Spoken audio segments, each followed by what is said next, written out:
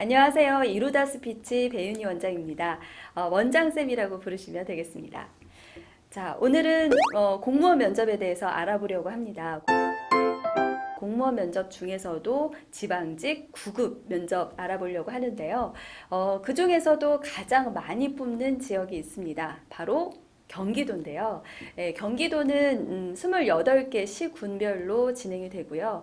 그 중에서 약 한 3,000명, 4,000명 정도 항상 뽑고 있습니다. 굉장히 많은 수가 배출이 되고 있죠. 근데 더 놀라운 건 이건 공채만의 숫자입니다. 여기에 추가 채용도 있을 것이고, 그리고 또 경력 채용, 각각의 채용들이 합쳐지면 그 수는 정말 많은데요.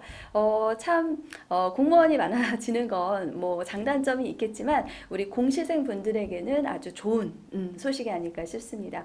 요즘은 기승전 공무원인 것 같아요. 네, 뭐 사조직에서 이렇게 오랫동안 일하신 분들도 몇 년간 일하시고 퇴사하시고 공무원 준비하시는 분들 정말 많고요. 뭐 경력 채용이라든지 공채 준비하시는 분들도 정말 많이 있는 것 같습니다. 어쨌든 뭐 나라 일을 위해서 이렇게 일을 할 수 있는 사람들이 많다는 거는 뭐 좋은 일인 것 같습니다. 지방직 9급 경기도 면접을 준비하시는 분들이라면 이 정도는 미리 알아야 되는 것들이 있습니다. 네, 그거에 대해서 오늘 총 5가지 알려드리도록 하겠습니다. 자, 첫 번째, 제일 많이 우리 준비생들이 좀 궁금해하는 게 국가직, 지방직, 이게 도대체 뭐예요? 라고 많이 물어보시는데요. 자, 국가직은 중앙정부라고 보면 되고요. 지방직은 지방정부. 네. 그래서 국가직은 중요 기관들이 있습니다. 각 부처들이 있는데요. 우리 보통은 부나 청으로 끝나는 데가 있어요. 어떤 데가 떠오르세요? 네, 뭐 국세청, 그쵸? 관세청, 그리고 뭐 우정사업본부, 이런 고용노동부 이런 데 떠오르시죠? 이런 데에서 일하는 사람들이 이제 보통 국가직 공무원이고요.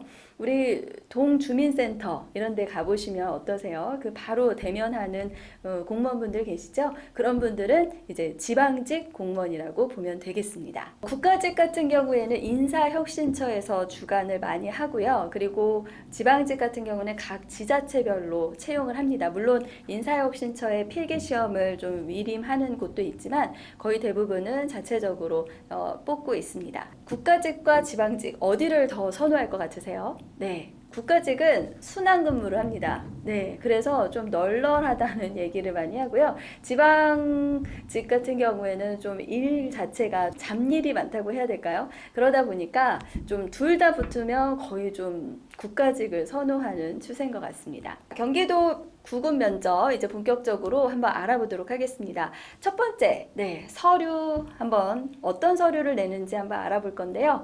필기시험 합격한 후에 자원봉사 활동 리포트라는 걸 제출을 합니다. 자원봉사 실적 및 리포트인데요.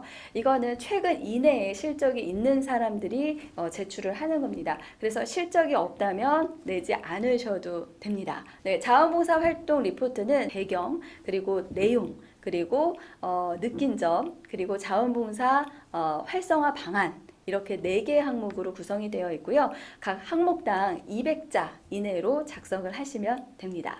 뭐 작성을 잘하고 못하고가 뭐 점수에 큰 영향을 끼치진 않지만 이를 바탕으로 면접에서 질문이 나올 수 있다는 점 참고하셔야 되겠죠. 자, 그러면 이제 본격적으로 면접장으로 한번 들어가 볼게요.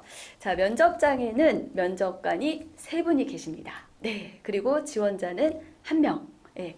그러니까 개별 면접으로 진행이 되고요. 길면 20분, 뭐 짧으면 10분 안팎으로도 진행이 많이 됩니다. 네, 면접관은 3명이 나오는데 주로 자신이 지원한 그 직렬의 전문가, 그러니까 대학 교수 같은 분이 한 분이 나오시고요. 그분이 보통은 이제 전공 관련된 질문을 하겠죠.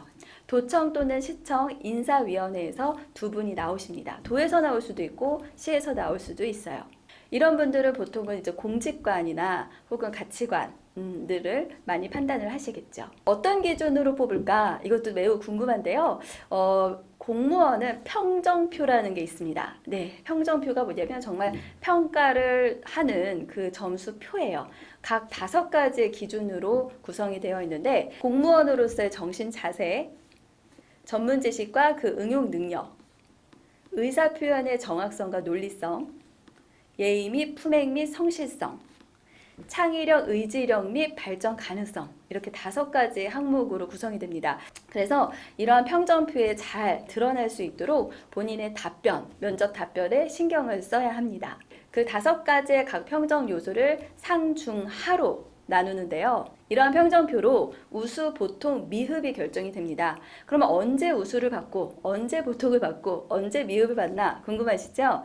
위원회 과반수가 5개 그 평점 요소 모두 상을 주면 우수입니다. 위원회 과반수가 동일한 평점 요소를 하로 줄 경우 미흡을 받게 됩니다. 그러면 미흡을 받으면 뭐냐면 필기 점수 상관없이 불합격이에요. 우수를 받는다. 그러면 필기 점수와 상관없이 합격이에요. 근데 문제는 우수나 미흡을 받으면 재면접을 볼 확률이 커요. 그때는 우수를 받아야 돼요. 그래서 어떻게 보면 우수나 미흡을 받는 것보다는 보통을 받는 게 더 나을 수도 있습니다. 참 어렵지만 면접에 좀 충실하시면 대부분은 보통을 받지 않을까 싶어요. 경기도 지방직 구급 면접에서 가장 중요한 키워드가 있습니다. 바로 사전조사서인데요. 사전조사서는 면접 당일 제공이 돼요. 그래서 여러분들이 면접장 가시면은 평정표랑 이 사전조사서를 쓰시게 되는데 사전조사서는 주제가 하나 정도 나옵니다. 여기에는 여러분들의 경험을 묻는 질문이 나올 수도 있고 혹은 공직관 또는 어떤 상황 질문이 나와서 여러분의 생각을 작성을 하시면 됩니다. 약 15분 정도 작성 시간을 주거든요. 이것을 작성을 하고 개별 면접이 이루어지기 때문에 사전조사서를 바탕으로 면접이 진행이 되기도 합니다. 그럼 작년 기출들 한번 볼까요? 네, 부천시 같은 경우에는 인구 밀도가 높은 이 고밀도 해결 방안을 물어봤대요. 네, 그리고 화성시 자신의 단점을 말하고 그것이 왜 단점이 된지 이유와 그것을 극복한 경험을 쓰시오. 어떤 지원자의 경험을 듣고 싶었던 거죠. 파주시 같은 경우에도 남에게 행복감을 줬던 경험을 서술하고 그것을 공직에 어떻게 적용할 건지 계획을 쓰시오. 이런 식으로 경험이나 혹은 공직관이 드러나는 질문을 많이 합니다. 하남시 같은 경우에는 상황 질문이 나왔는데요. 당신이 회사에 이제 행사에 참석하러 가는데 고속도로를 탔어요. 근데 문제가 생긴 거죠. 고속도로가 꽉 막혔어요.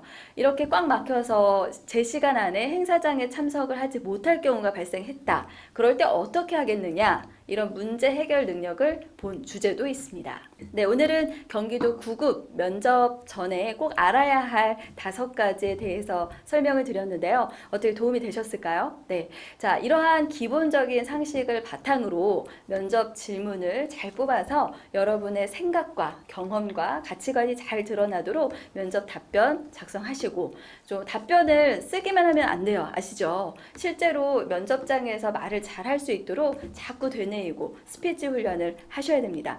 자, 공시생에서 공무원으로 신분 상승하는 방법 어렵지 않습니다. 자, 오늘도 유익한 내용이었다면 구독과 좋아요 꼭 눌러주시고요. 다음에 또 유익한 정보로 찾아뵙겠습니다. 감사합니다.